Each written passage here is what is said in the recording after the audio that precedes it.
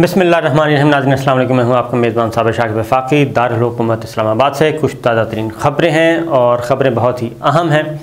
वज़ीर आज़म इमरान ख़ान का इक़्तिदार बच पाएगा या नहीं, वो वज़ीर आज़म रहेंगे या नहीं, इसका फ़ैसला अब चंद दिनों की बात नहीं बल्कि घंटों की बात है और इससे ज़्यादा टाइम नहीं लगेगा। 24-48 घंटों में इस बात का डिसाइड हो जाएगा। लेकिन एक आखिरी कोशिश की जा रही है, वज़ीर आज़म का इक़्तिदार बच पाएगा, इसके लिए आखिरी कोशिश की जा रही है। और ये आखिरी कोशिश, आखिरी कार्ड क्या है, अगर ये 12 वर्ष साबित हो गया तो ये सब की सब जो नंबर्स गेम है वो धरी की धरी रह जाएगी। उसकी मैं डिटेल्स आपको बताता हूँ। अगर आप वफाकी दारुल हुकूमत इस्लामाबाद की सरगर्मियों को देखें तो उसमें जो नंबर्स गेम का सिलसिला है वो अपोजिशन का पलड़ा बहुत भारी है। इसमें कोई शक नहीं है कि अपोजिशन के नंबर्स अब बहुत ज़्यादा हो चुके हैं। जो हमारी रिवायत रही है पाकिस्तान की सियासत की, कल्चर जो है उसमें, फिर जब आप तहरीक अदम एतमाद में पैसा भी झोंका जाता है, बिरादरीज़म भी काम आता है, टिकटें भी तकसीम होती हैं, हर तरह की ब्राइब जो है वो पैसे की सूरत में, किसी भी सूरत में हो, बाय हुक और क्रुक बस उसमें झोंक दिया जाता है और फिर पीछे पलट के नहीं देखते अरकान पार्लिमान सियासी जमातों से वाबस्ता कि जनाब पीछे भी उनकी कोई वाबस्तगी थी, वाबस्तगी है और कोई मोरालिटीज़ हैं, कोई अखलाकियात हैं, कुछ नहीं देखते। और यही हमने कल सिंध हाउस में देखा कि 196 मेंबर्स सीना तान के मौजूद थे और उसमें भी पाकिस्तान तहरीक इंसाफ के भी 22 अरकान मौजूद थे। और हैरत अंगेज़ तौर पे वफाकी वज़ीर इत्तलात फवाद चौधरी साहब के कज़न जो कि PTI के टिकट पे कामयाब होके आए हैं, MNA हैं फ़ारूक अल्ताफ़ चौधरी साहब, वो भी उधर मौजूद थे। इससे आप अंदाज़ा कर लें कोई अखलाकियात, कोई रिश्तेदारी, कोई कुछ काम नहीं आती, बस फिर अपना ज़ाती सियासी फ़ायदा देखा जाता है। कोशिश एक हो रही है लेकिन दूसरी जानिब अपोजिशन क्या कर रही है, अपोजिशन के नंबरों में मज़ीद इजाफ़ा हो रहा है और वो है अली वज़ीर जो कि गिरफ़्तार थे। उस अली वज़ीर MNA हैं, गिरफ़्तार थे, उनको लाया गया है, इस्लामाबाद मुंतकिल कर दिया गया है और उनके प्रोडक्शन ऑर्डर जारी किए गए हैं और उन्हें सिंध हाउस इस्लामाबाद में रखा गया है और सब जेल उसको करार दे दिया गया है। और इस तरीके से एक और वोट जो है अपोजिशन का वो पहुंच चुका है इस्लामाबाद और उनको भी अब वोट डालने का मौका मिलेगा। इसी तरीके से एक और वोट था अपोजिशन का, रुकन कौमी असम्बली पीपल्स पार्टी के थे जाम अब्दुल करीम, उन पे कत्ल का इल्ज़ाम था और कल आपने सोशल मीडिया पे देखा होगा, इलेक्ट्रॉनिक मीडिया पे भी उनका भी कहा गया जी कि वो सुलह होने जा रही है। और फिर आज सिंध हाई कोर्ट ने नाज़म जोखियो कत्ल केस में नामज़द PP रुकन कौमी असम्बली जाम अब्दुल करीम की ज़मानत मंजूर कर ली और इस तरीके से अब वो भी वापस पहुंचेंगे इस्लामाबाद और वो भी वोट कास्ट कर सकेंगे। तो ये तो एक तरफ का सिलसिला है।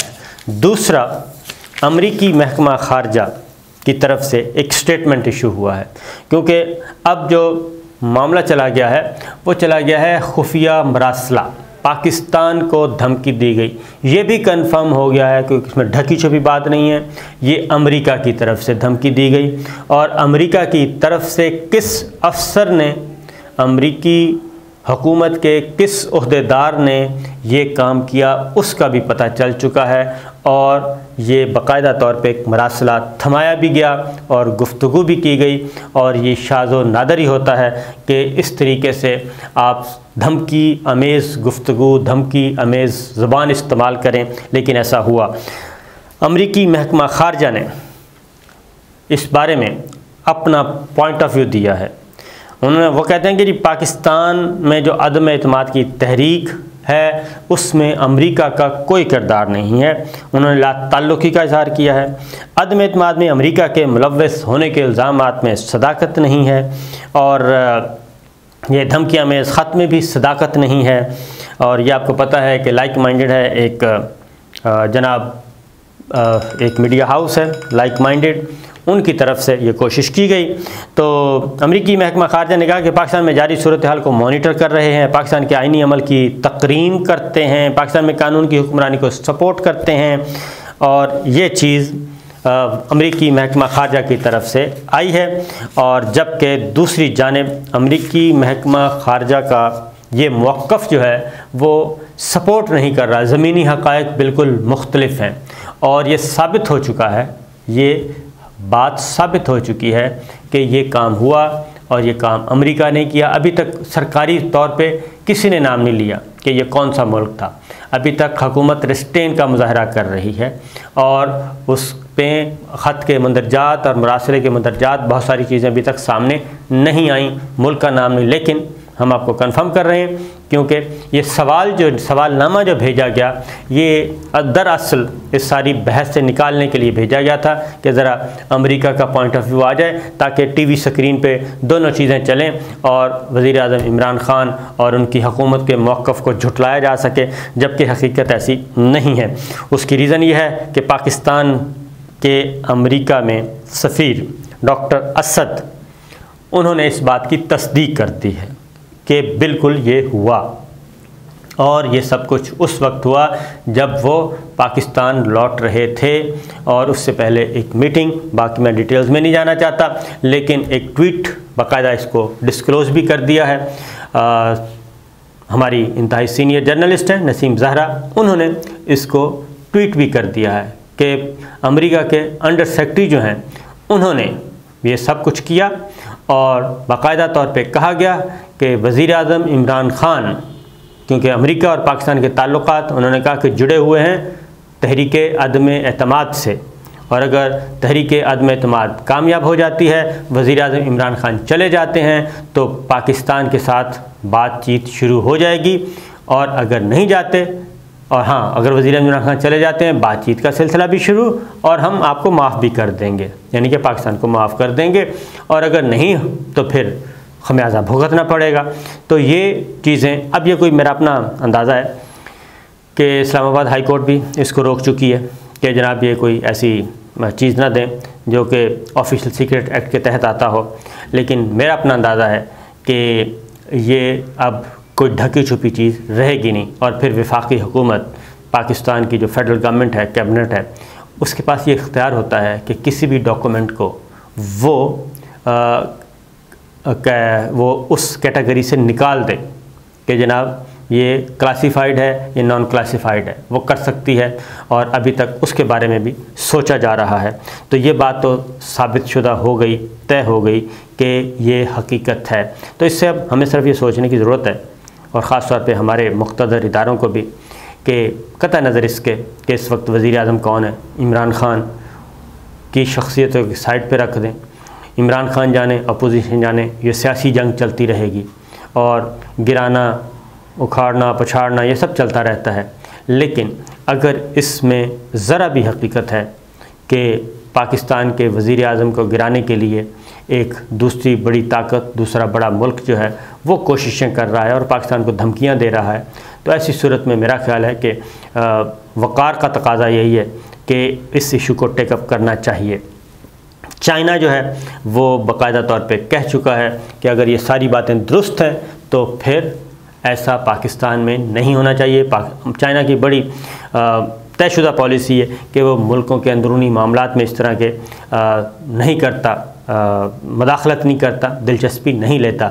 लेकिन ये पहला मौका है कि चाइना ने इन हालात वाक़यात के बाद पाकिस्तान के मामले में अपनी गुफ्तगू की है, अपने कंसर्न शो किए हैं, क्योंकि ये ज़ाहिर है उसकी भी डिग्निटी है, उसका भी वक़ार का मसला है कि वो जिस मुल्क पे और जिस मुल्क के इदारों पे, रियासत पाकिस्तान पे इतना इन्हिसार करता है और क्लेम करता है और इतनी बड़ी भारी भरकम इन्वेस्टमेंट कर रहा है, और उसके बाद और इन्वेस्टमेंट भी तिजारती नौइयत की, मुआशी, इक़्तिसादी, CPEC, इक़्तिसादी राहदारी, इतना बड़ा इंफ्रास्ट्रक्चर, यानी वो सारे काम जो अमेरिका ने कभी नहीं किए और वो लॉलीपॉप देता रहा, अब वो सब कुछ चाइना उसमें पाकिस्तान को बेल आउट कर रहा है। तो ऐसे में ज़ाहिर है चाइना की भी कोशिश होगी कि उसको भी वो भी तवक्को करता है कि रेजिस्ट करना चाहिए, रेजिस्टेंस होनी चाहिए पाकिस्तान की तरफ से भी इस तरह के माहौल में। तो लिहाजा एक अच्छी अलामात चल रही हैं जी, और पॉजिटिव वे में चीज़ें आगे बढ़ रही हैं।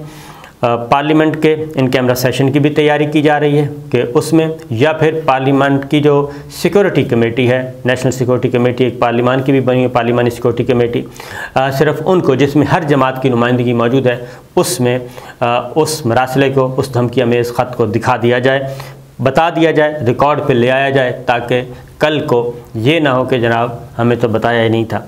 बताना ज़रूरी है।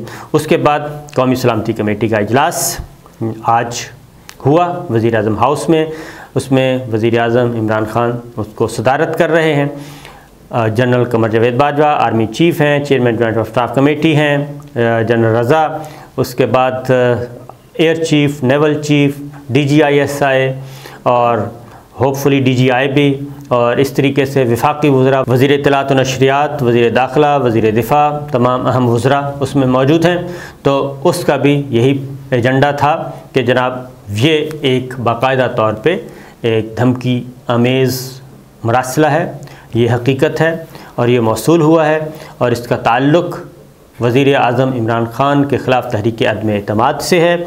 और फिर अगली बात ये है कि जो असल बात है कि ये अगर दुरुस्त है, अगर ये दुरुस्त है तो इसका मतलब ये है कि जो आने वाले हुक्मरान हैं, इसका मतलब है कि उनको फिर उनकी सपोर्ट हासिल है। तो इससे जो एक ख़ारजा पॉलिसी का तयन किया गया है और नई एक बाकायदा तौर पे कौमी सलामती पॉलिसी बनाई गई है, और वो कुछ हिस्सा उसका मंजर आम पे आ चुका है, कुछ नहीं आएगा, जिसमें अगले 20, 30, 40 साल पाकिस्तान ने किस रुख सफ़र करना है, वो कौमी सलामती पॉलिसी जो है क्या वो बरकरार रहेगी, क्या वो कौमी सलामती पॉलिसी भी तब्दील कर दी जाएगी इस तहरीक अदम एतमाद के नतीजे में। ये सारी बातें हैं जो आज कौमी सलामती कमेटी को सोचनी पड़ी और सोचेगी यकीनन, और मुझे पूरा इत्मीनान है कि पाकिस्तान की सिविल मिलिट्री लीडरशिप जो कलेक्टिव विज़डम है, इज्तिमाई शऊर और एक इज्तिमाई क़ुव्वत जो है हमारे इदारों की, वो हमेशा उसका वज़न होता है और वो सही डायरेक्शन पे जाते हैं। इंडिविजुअल्स कुछ भी सोचें, लेकिन जब बात इदारों की ज़िम्मेदारी की आती है तो इदारे हमेशा बहुत अच्छा सोचते हैं। तो ये सिलसिला आज हुआ है जी। वज़ीर आज़म इमरान ख़ान कौम से ख़िताब भी करेंगे, उसमें मज़ीद चीज़ें क्लियर हो जाएंगी।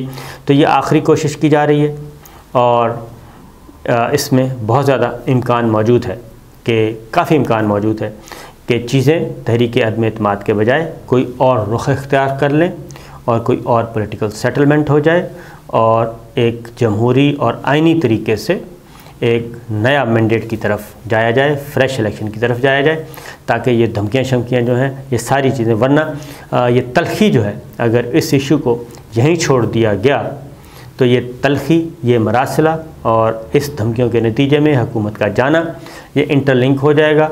और फिर जब कैंपेन चलेगी, इलेक्शन कैंपेन, तो ज़ाहिर है उसमें वज़ीर आज़म इमरान ख़ान, क्योंकि फॉलोइंग तो है, इसमें तो कोई शुबा नहीं, तो जब वो गुफ्तगू करेंगे फिर उन पे कोई करप्शन का दाग भी नहीं है, धब्बा भी नहीं है। तो ये बहुत ही मुश्किल सूरत हाल होगी मुस्तक़बिल में।